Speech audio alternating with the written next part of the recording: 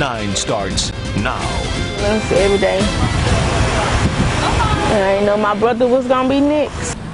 A Pine Bluff family wants justice tonight for a young dad shot and killed on his way home from work. Good evening, everyone. Thanks for joining us. I'm Donna Terrell. I'm Kevin Kelly. Our Susan L. Corey speaking to several relatives. And Susan, it's been a day since this murder, and understandably, they want answers real quick. Yeah, Kevin and Donna, it seemed like there was going to be an arrest, but police ended up saying they didn't have enough evidence for that. Now the family's asking whoever did this to just turn themselves in.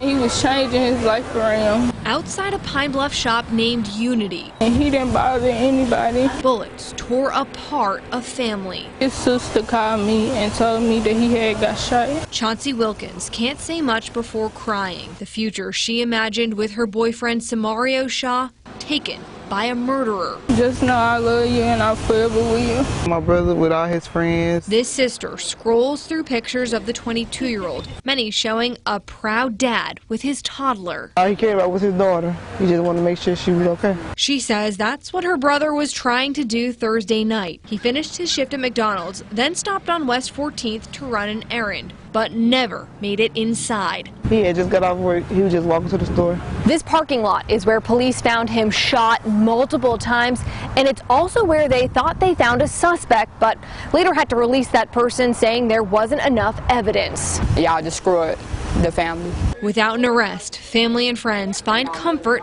by staying together. 22 years old, he didn't deserve what they dished out to him. Holding on to hope that one day they'll get peace. They need to just turn themselves in because they're not realizing what everybody else is going through. Shaw used to go to the Merrill Community Center, and the family tells me they've heard from several parents who remember him helping out with their kids, and they say that support has been bringing them some comfort through all of this. Back to you.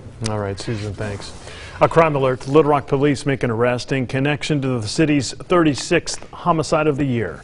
Marcus Irvin is in jail after officers say they were called to Palo Alto Drive for a shooting just after 6 o'clock last night. That's where they found the victim, Christopher Little. He died at the scene. Witnesses say 3 people were seen at the end of the street fighting before shots were fired. 2 parents in St. Francis County now facing manslaughter charges after their daughter died, apparently from methamphetamine. Carrie Darby and Joseph Phillips were booked into the St. Francis County Jail Monday night.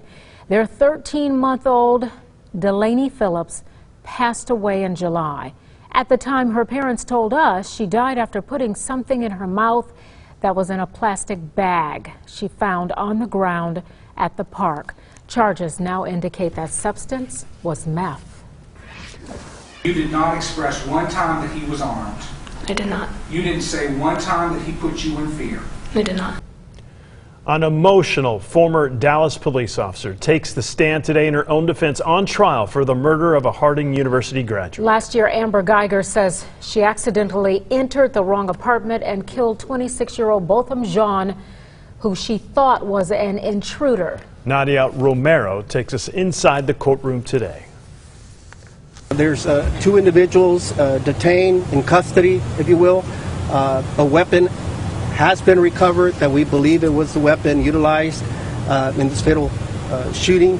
And again, we're going to handle it like professionals. We're going to do everything we're supposed to do.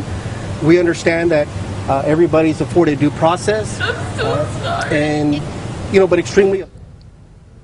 Dallas police officer Amber Geiger testified in her own defense while facing a murder charge. I was scared.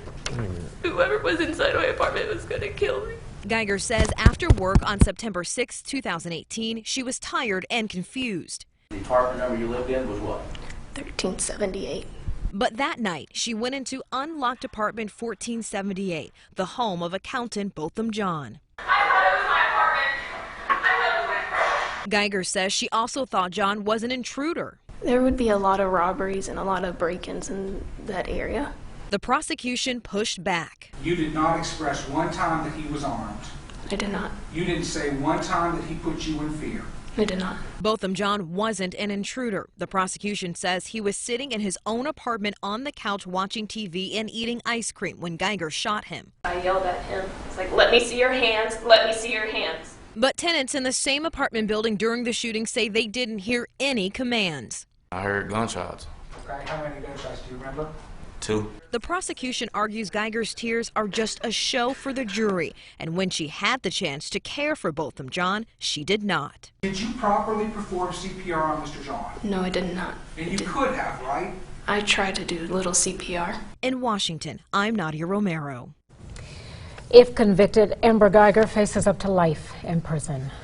A Texas Sheriff's Office deputy fatally shot while conducting a traffic stop. Deputy Sandeep Dhaliwal passed away from his injuries. Authorities say Dhaliwal stopped a vehicle with 2 people inside. It appeared to be a normal traffic stop, but when the deputy turned his back and started walking back to his squad car, the suspect got out, pointed a gun at the deputy, and shot him in the head. It was all caught on dashcam video. He was flown to Memorial Hermann Hospital, where he passed away. Dhaliwal was a 10-year veteran of the Harris County, Texas Sheriff's Office.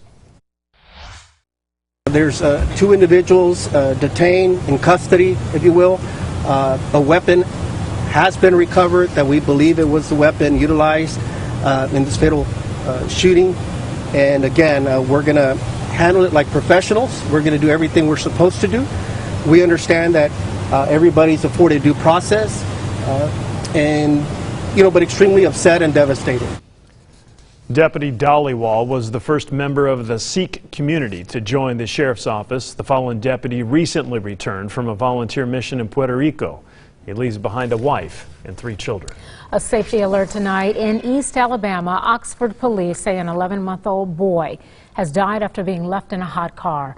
Officials say the infant's twin sister, who was also left in the same vehicle, is alive and recovering at the hospital. According to authorities, the twins were found around noon today inside a car at a Honda dealership. I believe it was a personal car. All the other aspects of it are still under investigation. The dealership released a statement saying the Work family is hurting. According to kidsandcars.org, this is the 44th hot car death nationwide this year. Benton police asking for your help tracking down a man who was pictured standing outside an elementary school holding a rifle case. Take a look. Officials say on September 17th, this man was walking on Alcoa Road outside of Hurricane Creek Elementary carrying a soft camo rifle case. The man did not display a gun. Authorities have conducted a thorough search and increased patrols, but he's not yet been located. If you can help, call Benton Police. New at 9, high water caused a semi-truck to lose control and hit a charter bus in Bella Vista. This happened around 4 o'clock this morning along Interstate 49. State police say the driver of the semi hit a wall before crashing into the bus, which was carrying about 20 passengers. 1 passenger was taken to the hospital with minor injuries. A money alert. The growing marijuana industry could soon get access to something it has been waiting for. The banking system. With wide support from both Republicans and Democrats, the House has now passed the Safe Banking Act, which allows federally regulated banks to work with marijuana businesses legally at the state level. My position is opposed to the legalization of recreational marijuana, but I want a safe and secure banking system and a safe environment for every citizen. Lawmakers say they've kept the White House informed of the issue, but so far have not heard which way the president is leaning. For parents, helping your kids go to college can certainly be a challenge, which is why a group of local mothers has come together to help educate other moms on what steps to take. Fox 16's Michael Esparza visited with some of these moms who are helping empower parents across Little Rock. Hi, Michael. Yes, these moms are cooking up ideas all the time. In fact, even sometimes using food as an analogy to help explain complex ideas. 7 moms started a nonprofit called Mamas Unidas. They help educate primarily Hispanic families whose kids are born here, but neither parent has attended college. One of these moms tells me she does it because it's what moms would do everywhere: spread love. They go out of my house with a smile and a purpose, and that is amazing. That is the reason why we do this, you know. Now the moms host free events like educational seminars that help inform parents on the best ways to get your child scholarships, or in some cases, how to help them apply for major colleges. You can head over to our website and read more about how else they are helping the community and when their next event is. very nice. They're going to get a lot of business. I think you're right. I tell you what, it can be a mind-boggling maze trying to figure it all out. Oh yeah, I know. With all the scholarships, the applications, and all the trying to stay up and getting them in on time, and knowing what your kids will qualify for and what they don't qualify for. You're right, it's a full-time job. Yes, it is. Still to come, the head of state sounding off on social media today as some leaders announced they'll work through their recess on the impeachment inquiry. Plus